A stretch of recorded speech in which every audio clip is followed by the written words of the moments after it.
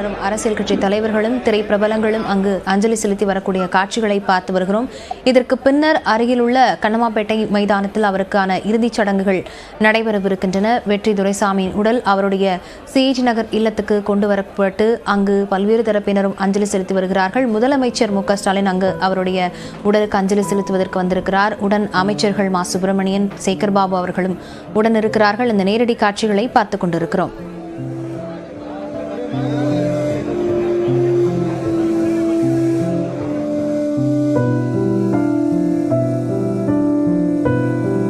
கோகுல், தொடர்ந்து முன்னதாகவே அவருடைய உடல் இங்கு கொண்டு வரப்படும் என கூறப்பட்டிருந்தது. தொடர்ந்து கூட்ட நெரிசலாகவும் இருக்கிறது. இதனை கட்டுப்படுத்துவதற்கு எதுவும் மாநகராட்சி தரப்புல, காவல்துறை தரப்புல என்ன நடவடிக்கை எடுக்கப்பட்டிருக்கு கோகுல்? ஏற்கனவே திட்டமிட்டபடி மாலை 6 மணிக்கு அவருடைய இறுதி சடங்கு நடைபெறும் என்று தெரிவிக்கப்பட்டது. ஆனால் இன்று பிற்பகல் ஒரு மணி அளவில் அவருடைய உடலானது சென்னை விமான நிலையத்திற்கு வந்தடையும் என்று எதிர்பார்க்கப்பட்டது. ஆனால் 3 மணிக்கு தான் சென்னைக்கு அவருடைய உடலானது கொண்டு வரப்பட்டது. அங்கிருந்து வேறொரு விமானம் மூலம் இமாச்சலிலிருந்து வந்து நாக்பூர் வழியாக வேறொரு தனி விமானம் மூலம் அவருடைய உடல் கொண்டு வரப்பட்டதால் சற்று தாமதமானதாகவும், 3 மணிக்கு வந்த உடலானது அவருடைய வீடு ராஜமங்கலத்தில் இருக்கிறது. தாம்பரம் அருகே கூடிய அந்த இடத்திற்கு சென்று அங்கு அவருடைய குடும்பத்தினருடைய இறுதி சடங்குகள் எல்லாம் அங்கு செய்யப்பட்டு அங்கிருந்து ஏறக்குறைய 1 மணி நேரத்துக்கு மேலாக இந்த வாகனம் மூலமாக ஊர்வலமாக அவருடைய உடலானது கொண்டு வரப்பட்டது. காலை முதலே வெற்றி துரைசாமியுடைய உடலுக்கு அஞ்சலி செலுத்துவதற்காக அவருடைய இல்லத்துல ஏற்பாடுகள்லாம் செய்யப்பட்டு ஏராளமாக காத்திருந்தார்கள். பொதுமக்களும் ஏற்கனவே ஆயிரக்கணக்கான மக்கள் தற்பொழுது வெற்றி துரைசாமியுடைய உடல் வந்ததை அடுத்து அஞ்சலி செலுத்துவதற்காக வந்திருக்கிறார்கள். இன்னும் கூட்ட நெரிசல் இருக்கிறது. காவல்துறையினர் ஏற்கனவே ஒரு 100க்கும் கணக்கான காவல்துறையினர் இந்த பகுதியை சேர்ந்தவர்கள் ஒரு துணை ஆணையர் தலைமையில பாதுகாப்பு பணிகள் போடப்பட்டு தொடர்ந்து அதை கட்டுப்படுத்தக்கூடிய பணியில ஈடுபட்டிருக்காங்க. ஊர்வலம் என்பது நீண்ட நேரம் நடைபெறுவதற்கான வாய்ப்பு இல்லை. ஏன்னால் அடுத்த அருகாமையில் இருக்கக்கூடிய கண்ணமாப்பேட்டை சுடுகாட்டில் தான் அந்த இறுதி உடல் தகனமானது நடைபெற இருக்கிறது. ஆகவே ஊர்வலம் ஏறக்குறைய ஒரு 15-20 நிமிடத்திற்குள் அந்த சுடுகாட்டுக்குள் செல்வதற்கான வாய்ப்பு இருக்கிறது. தலைவர்கள் அஞ்சலி செலுத்த வேண்டிய இருப்பதால், பொதுமக்கள் அஞ்சலி செலுத்த வேண்டிய இருப்பதால் ஏறக்குறைய ஒரு மணி நேரம் சிறு வயதில் வாழ்ந்த இந்த சிஐடி நகர் வீட்டில் அவருடைய உடல் வைக்கப்படும் என்று ஏற்கனவே தெரிவிக்கப்பட்டது. அந்த அடிப்படையில் தற்போது ஆம்புலன்ஸ் மூலம் கொண்டு வரப்பட்ட அவருடைய உடலானது வைக்கப்பட்டிருக்கிறது. ஒவ்வொரு கட்சியுடைய தலைவர்களும், முதலமைச்சர், ஆளுநர் உள்ளிட்ட முன்னணி அரசியல் கட்சியுடைய தலைவர்களும் அஞ்சலி செலுத்தக்கூடிய நிகழ்வுகளை பார்த்துட்டு இருக்கோம். தொடர்ந்து அதிமுகவுடைய பல்வேறு நிர்வாகிகள் அஞ்சலி செலுத்துகிறார்கள். காலை முதலே மாலையோடு வெற்றி துரைசாமியோடு சிறு வயதிலிருந்து நெருக்கமாக பழகிய நண்பர்கள் எல்லாம் காத்திருக்கக்கூடிய காட்சிகள் நம்மால் பார்க்க முடிகிறது. ஏறக்குறைய இந்த சடங்குகள் 1 மணி நேரத்துக்கு மேலாக நடைபெறுவதற்கான வாய்ப்பு இருக்கிறது. காங்கிரஸ் கட்சியுடைய சட்டமன்ற குழு தலைவர் செல்வ பிறந்தகை உள்ளிட்ட தலைவர்கள் எல்லாம் அஞ்சலி செலுத்தக்கூடிய நிகழ்வை பார்த்துக் கொண்டிருக்கிறோம். தொடர்ச்சியாக பல்வேறு கட்சியுடைய சட்டமன்ற நாடாளுமன்ற உறுப்பினர்கள் அஞ்சலி செலுத்தக்கூடிய நிகழ்வுகள் முடிந்த பின்பு இந்த இறுதி ஊர்வலம் நடைபெற இருக்கிறது. அங்கு இறுதி சடங்குகள், உடல் தகனத்திற்கான ஏற்பாடுகள் எல்லாமே அனைத்துமே சென்னை மாநகராட்சியால் செய்யப்பட்டு தயார் நிலையில இருக்கிறது. இமாச்சல பிரதேசத்தில் விபத்தில் உயிரிழந்த வெற்றி துரைசாமியின் உடல் சென்னைக்கு கொண்டு வரப்பட்டிருக்கிறது.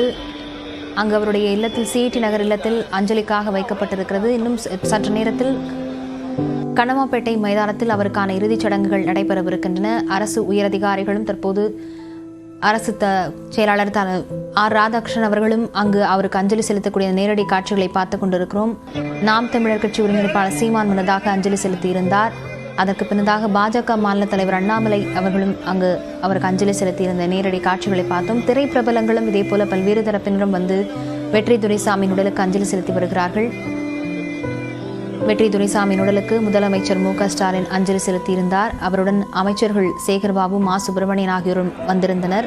இதேபோல அதிமுக முக்கிய நிர்வாகிகள், கட்சி நிர்வாகிகளும் முன்னாள் அமைச்சர்களும் அவருடைய உடலுக்கு அஞ்சலி செலுத்தியிருக்கிறார்கள். அரசியல் கட்சி தலைவர்களும் திரைப்பிரபலங்களும் வெற்றி துரைசாமியின் உடலுக்கு அஞ்சலி செலுத்தி வரக்கூடிய அந்த காட்சிகளை பார்த்துக் கொண்டிருக்கிறோம்.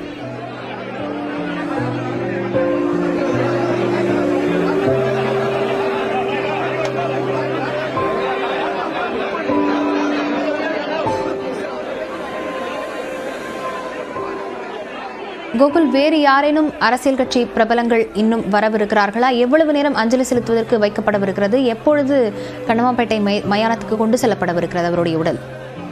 நிச்சயமாக தற்பொழுது பாஜக மாநில தலைவர் அண்ணாமலை, அதே போல சசிகலா, மதிமுக பொதுச் செயலாளர் வைகோ, விடுதலை சிறுத்தைகள் கட்சி தலைவர் திருமாவளவன், நாம் தமிழர் கட்சியுடைய ஒருங்கிணைப்பாளர் சீமான் உள்ளிட்ட அரசியல் கட்சியுடைய தலைவர்கள் அஞ்சலி செலுத்தி வருகிறார்கள். பாமக தலைவர் அன்புமணி, சட்டமன்ற குழு தலைவர் ஜி கே மணி உள்ளிட்ட பாமக தலைவர்களும் வந்து அஞ்சலி செலுத்த உள்ளார்கள்.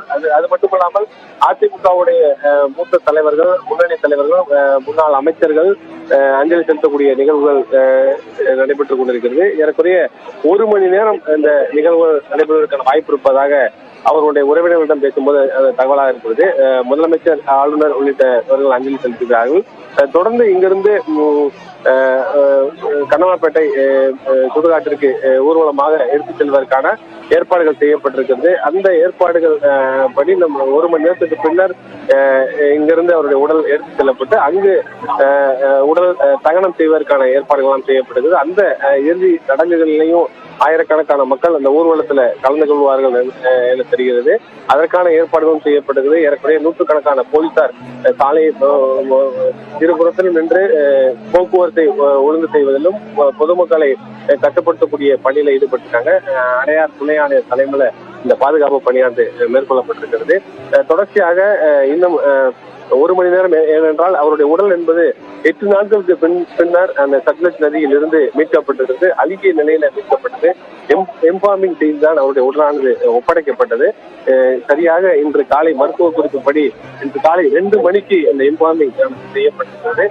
உடல் எந்தவித ஒரு கெட்டு போகாமல் இருப்பதற்கான முன்னேற்பாடுகள் எல்லாம் செய்யப்பட்டிருந்தாலும் 8 நாட்களாக அவருடைய உடல் தண்ணீரில் இருந்திருப்பதால் மீட்கப்பட்ட உடலை உடனடியாக தகனம் செய்ய வேண்டும் என்ற அடிப்படையில இறுதி சடங்கு நிகழ்வுகளை விரைந்துபடுத்துமாறு ஏற்கனவே அறிவுறுத்தப்பட்டது. அந்த அடிப்படையில ஒரு 1 மணி நேரம் மட்டும் அவர் இருந்த இந்த சிஐடி நகர் வீடு என்பது வெற்றி துரைசாமி சிறு வயதிலிருந்தே வாழ்ந்த வீடு. சைது துரைசாமியுடைய அடையாளமாக இந்த சிஐடி நகர் வீடு இருக்கிறது. இந்த வீட்டில் வைத்துதான் அந்த இறுதி மரியாதை செலுத்த வேண்டும் என்ற அடிப்படையில தற்பொழுது அந்த நிகழ்வுகள் நடைபெறுகிறது. ஏறக்குறைய முக்கிய தலைவர்கள் வர தொடங்கிட்டார்கள், அஞ்சலி செலுத்திக் கொண்டிருக்கிறார்கள். அதன் பின்னர் பொதுமக்களும் காத்துக் கொண்டிருக்கிறார்கள். இந்த 1 மணி நேரத்தில் இந்த இறுதி நிகழ்வுகள் நடைபெற இருக்கிறது. இங்கிருந்து ஊர்வலமாக எடுத்துச் செல்லப்பட்டு அங்கு வெற்றி துரைசாமியுடைய இறுதி சடங்குகள், இறுதி தகனம் அனைத்துமே நடைபெற இருக்கிறது.